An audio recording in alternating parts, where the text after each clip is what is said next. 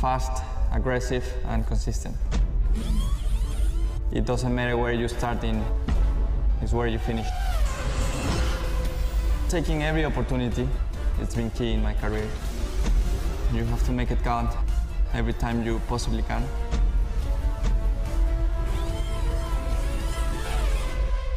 The best is yet to come.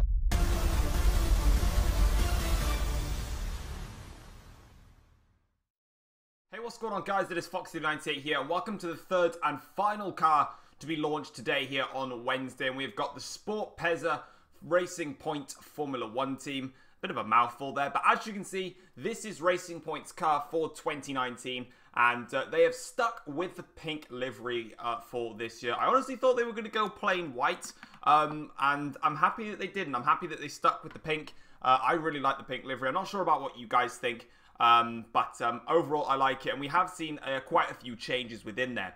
First of all then, having a look from this initial image that we can see, obviously, main pieces, like I've always said, in every single video have stayed the same. So, of course, I feel like this one is a little bit more tailored towards the 2018 model. I just feel like the barge board, unless the barge boards are just like that on the car, but they just don't look as like mean or as aggressive as what Red Bull and Mercedes have launched today. The side pods, however, do look a little bit different. On the front of the car then, they've stuck with their traditional front nose, as has everyone. They all want to keep developing the bits that they know about more on their car.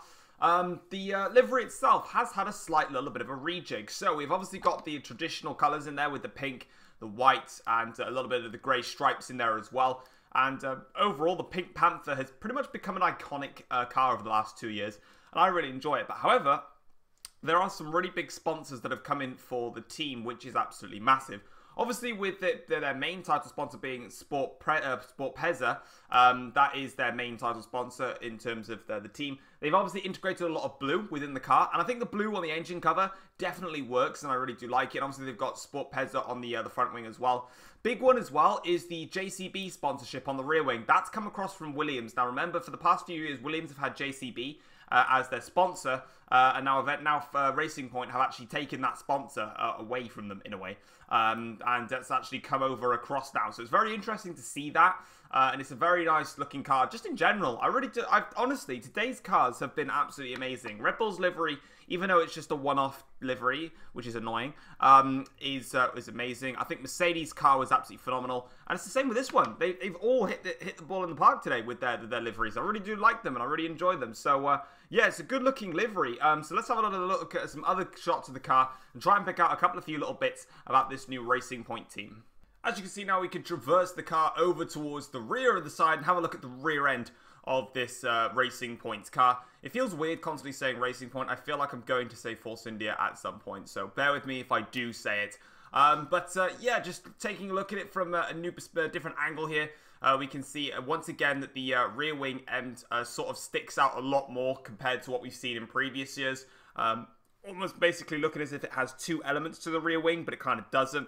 Having a look at the floor, though, down on the rear of the car, we can see quite a lot of different skirts down at the bottom there to really channel the airflow down the bottom. And there's also a lot of different slot gaps that are on the end of the rear wing end plate, which is kind of interesting. So they definitely worked a lot aerodynamically, especially on the rear of the car. And I do feel that all the teams are working extremely hard to, obviously they have to channel the airflow through the car. Because, of course, with the regulation changes, obviously it's a lot more difficult to get that airflow through because they've now simplified it. However, for this Racing Point car in particular, and pretty much with all the cars, they're using a load of slot gaps all over the rear wing of the car, and they seem to be taking advantage for the rear downforce in that area. What I'm most intrigued about is how they're going to cope with the front aero, because of course we used to see the cars just grip straight through and they would just fly through the corners, whereas we're not sure if we're going to see that anymore, but you never know with these cars and with what these guys get up to, because they're absolutely crazy people. We've got one more shot to show you now, which is just from the studio when they were actually launching the livery itself, which is this shot right here. So this just once again shows it off. You can see Sergio Perez and Lance Stroll. You can actually see their race suits as well for the 2019 season, and you can see whereabouts all of the car is going to be placed in terms of the livery itself. Overall, if I gave a rating out of 10 for the livery, I'd give the livery probably between a 7.5 and an 8 out of 10. I think it's still a nice livery. I do like the pink livery. Anyway, I love the Pink Panthers, you know, me and my Pink Panther boys. And overall, the blue really does actually work as well. I didn't know if the blue would work because when they started to reveal the car, I just saw the front wing, as you can see now.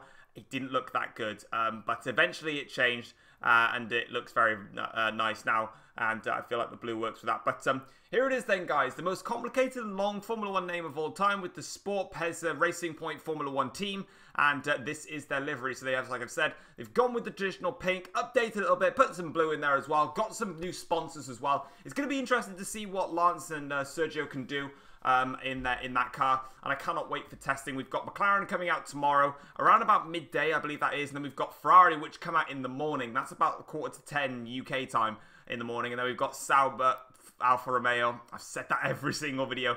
Coming out on the Monday then. I don't believe I'll be able to cover Alfa Romeo because I won't be around, but I'll cover the other two, obviously. Hopefully you guys have enjoyed today's sets of videos. If you have, feel free to drop them a like. Subscribe if you're new around here as well. Feel free to click the link in the description down below. That's going to take you over to the launch of the Red Bull car and also the Mercedes car. Those two cars came out earlier today, so if you haven't seen those ones yet, I recommend you go and click the link in the description and go watch those two videos and see what those two look like. We've got the RB15 and the W10.